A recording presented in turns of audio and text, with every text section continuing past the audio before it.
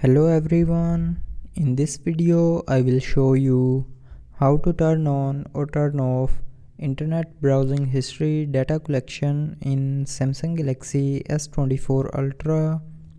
So before starting the video, don't forget to subscribe the channel and also press the bell icon. So first of all, open settings. Now in settings, scroll down and here click on security and privacy. Now in security and privacy, scroll down and click on additional privacy controls. Click on more privacy settings and then click on customization service. Now in customization service, wait for few seconds and then click on data management.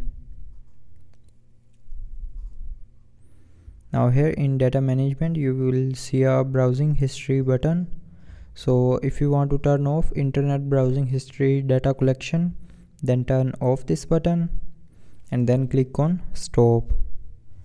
And if you want to turn on internet browsing history data collection, then tap on this button again to turn it back on. So with this button you can turn on or turn off internet browsing history data collection in Samsung Galaxy S24 Ultra.